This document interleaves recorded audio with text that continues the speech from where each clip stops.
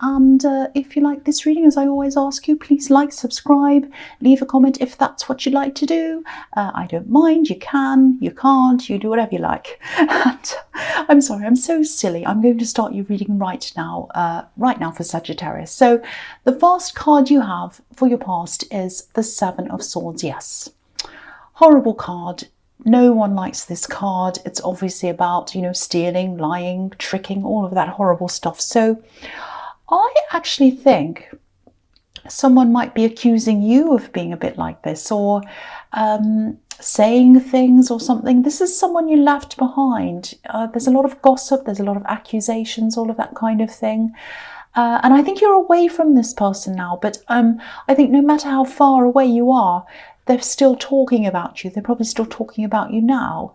I hate to say this, but that's what I'm seeing. This kind of, oh, this person did that, this person did this. But this card's overwhelmingly golden. It's yellow, and yellow represents intellect, intelligence sometimes. It represents communication sometimes. So yeah, they're talking about you, but it's also about intelligence. So I think even though they're talking about you, you're a lot smarter than whoever this is. I know that sounds horrible, but that's what I'm seeing.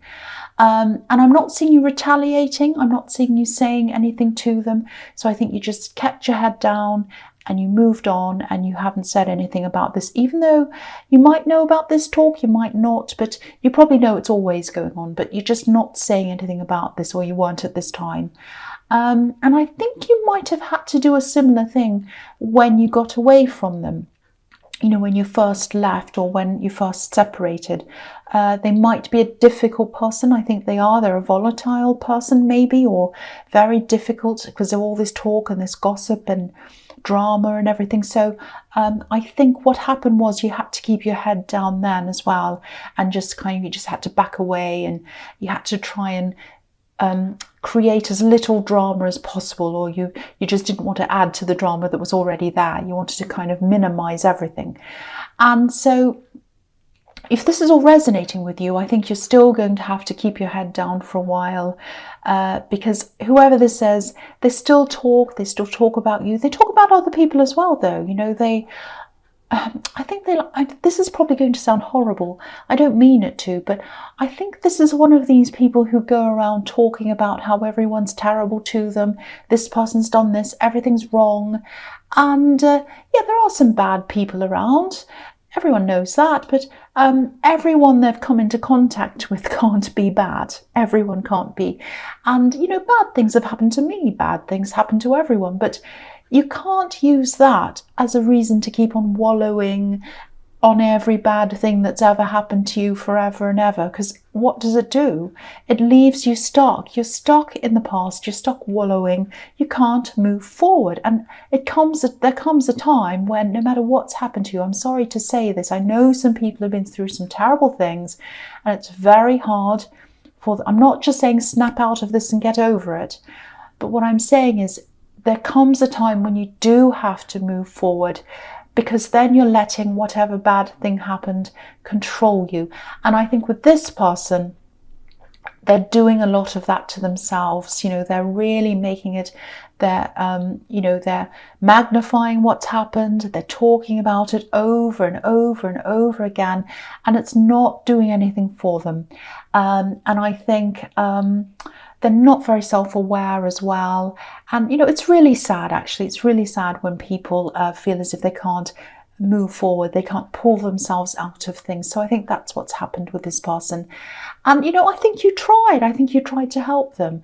But, you can only do so much for someone, and they needed to help themselves. And, you couldn't do any more for them. That's what I'm seeing in that card. I know that's quite, I can't think of the silly word. Specific. I know that's quite specific. What's wrong with me?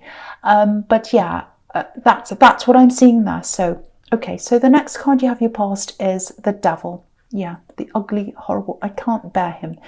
So yeah, so this can be about being stuck in bad behaviors. And to me, the Devil's about fear a lot of the time. Fear of getting out of something, fear of change. So this is definitely about this person again. And I think they're almost addicted to being a victim. I know that sounds horrible, and I don't victim blame. I know some people say, oh, that's your fault. I don't like to do that. But in this case, I think they are kind of stuck in that kind of, this is someone who, there's someone who can't change. I'm seeing a lot of repetition. I think they might tell people the same stories over and over again about how horrible this is, and this person said that, and that person said this, and they're kind of stuck there. They're stuck in the past, and not just in the past, but they're stuck in the negative past that's in their heads. So part of it might be true, and they might be embellishing things or making them worse than they are, or the more they talk about them on and on and on, the bigger they get, these bad things. So, it's kind of almost like an addictive behavior, and that's what the devil can be about. It could be about addiction as well. And with any addictive behavior, only they can bring themselves out of this. You've tried, and only they can help themselves. So even though you're away from this person, and obviously you don't want to be around them, I think you feel a bit sad about this whole thing as well. And I do too. I feel very sad for this person. I know it sounds like I'm blaming them, but I just feel very, it is very, very sad when someone's stuck in this kind of thing. So, if this resonates, just know that, you did everything you could for them. That's what I'm seeing. There's nothing else you could have done. You just had to be away from them, because I think that kind of negative energy was really starting to drag you down. That's what I'm seeing there. So, yeah, so the last card you have your past is the Page of Cups. Yeah, look at this. You're definitely feeling a lot freer since you separated from this person. And they were chained, not just to their problems. I'm just looking at this Devil card again. They weren't just chained to their problems, but they were chained to the perceptions that they had of these problems, and also the perceptions that they had about themselves. Oh, I can't help myself. I'm down in this terrible thing. And I think they had you chained to them as well. So it was like, no matter how much you gave to them or what you did for them or how much you helped them, it was never enough. I mean, if you look at this again, look at how fat this devil is. He's so big and fat. And if you look at the woman on the left-hand side, and you look at this woman, she's got this little tail, and on the end of her tail are a bunch of grapes. So it's like, no matter how much you feed the devil, it's never enough. So no matter what you did for them, it was never enough. So anyway, yes, once you got over all of that, I think you might have been having a bit of fun, like this page. It felt a little bit like a holiday to you. He looks like he's at the beach, actually. So once this darkness had lifted, once you got over that heaviness of all of that, it was like, oh, finally, it was a relief. You still felt sad that this person was still like this, but you felt relieved that you're kind of out of that energy.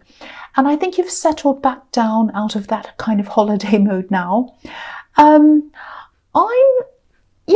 seeing someone around you, and this is a love connection, and a different person again, a new person around you, not this old person.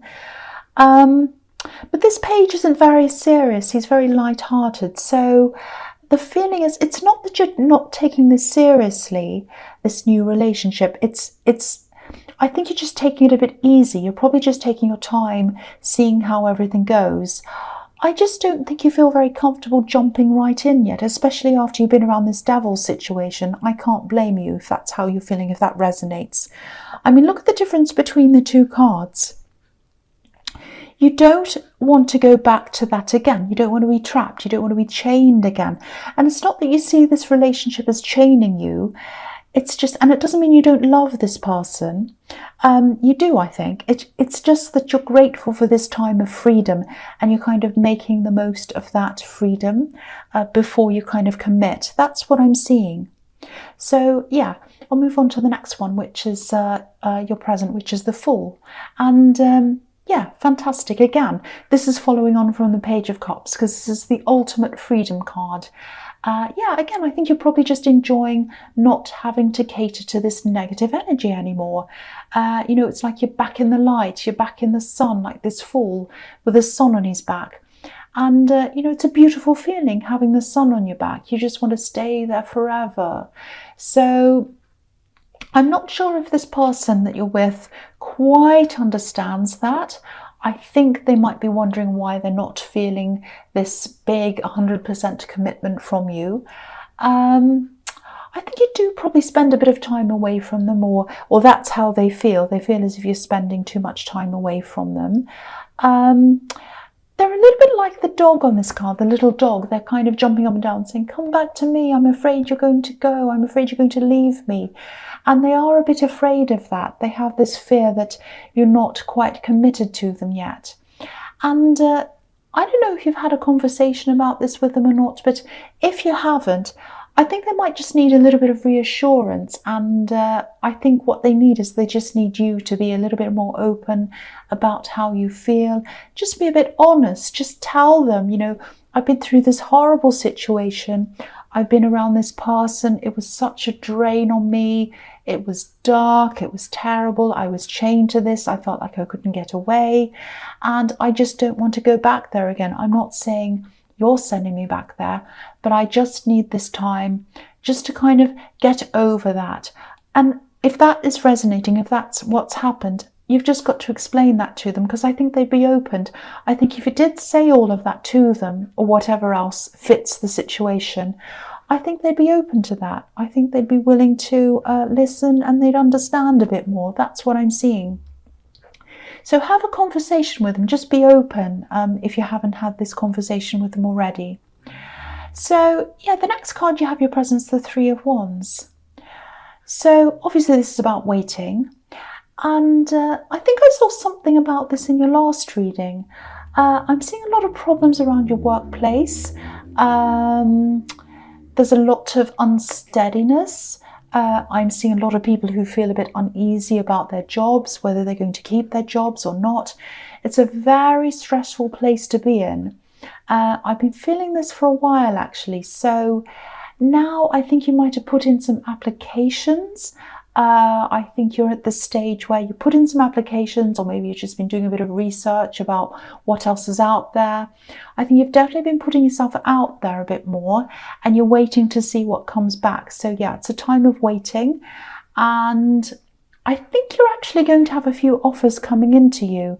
I'm seeing more than one offer actually, and I think in the end you might be narrowing it down to a decision between two different options. Now, what I'm seeing is I'm seeing one option that pays more initially, and you might be tempted to take this offer, but think about this very carefully if this resonates. Take your time, because I think the other offer, the second offer, I think that's probably going to be better for you in the long run, because I think I'm seeing more prospects, I'm seeing more opportunities coming later on. So you might not see them to begin with, but there are options open for you to kind of rise up later.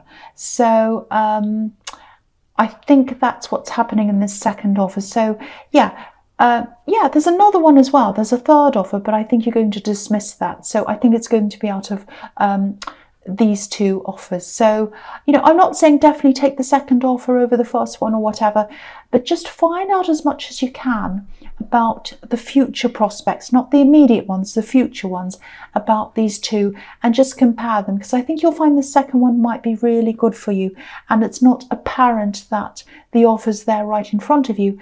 It's something that gives you that growth later on, if that makes sense. So the next card you have, or the last card you have, your present, I should say, is the Three of Cups. Yeah, again, look at this. I've never seen this in this card before. This is about this job thing again. This is about these offers. So again, this is what I'm seeing. Look at this. Look at these women. So you're going to have these three choices, and one of them you're going to dismiss immediately. So look at this. One of these women has her back to us. So that's the one you're going to dismiss. You're going to turn your back on that. And all these women are equal. They're the same height. They're all dancing in the same direction. So it's going to be very hard to differentiate between the last two options. You're going to say, what am I going to choose?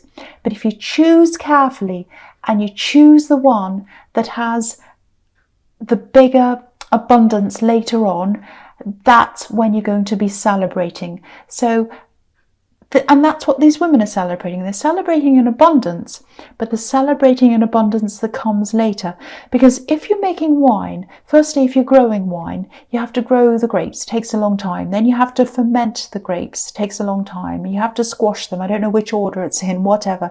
But it takes a long time to ferment. It takes a long time. You know, they're in barrels and they're sitting there. It takes years and years and years sometimes. And then you open the wine and you enjoy it. So the abundance and the money and everything that's going to come from this and the opportunities are going to be later on. So wait for good wine. Good wine, you know, gets better with age. So wait for this abundance to come in. Wait, and the opportunity, or the one you're going to choose, is the one that has the abundance later on. I hope that makes sense. So the first card you have, you features the Hierophant. So I think the Hierophant can be about formal studies, it can be about institutions, it can be about the church and learning and all that. So I think you might have to do some extra studying, some extra training when you take up this opportunity. And I am seeing you feeling a little bit daunted by this, a little bit worried, but yeah, it's going to be fine. And I think this is going to benefit you as well, this extra learning that you're doing. The other thing I'm seeing is there might be a bit of pressure around this love connection that I was seeing in the Page of Cups. And I think that might be partly what's fueling this worry that they have. I don't know what stage you're at in this relationship, but I think the feeling I'm getting is that they'd like to be further along than where they are, at a higher level than where they are, maybe, if that makes sense. Like, to me, there aren't any levels. You just enjoy being with someone, but that's me. I think they might, maybe they have a more traditional background.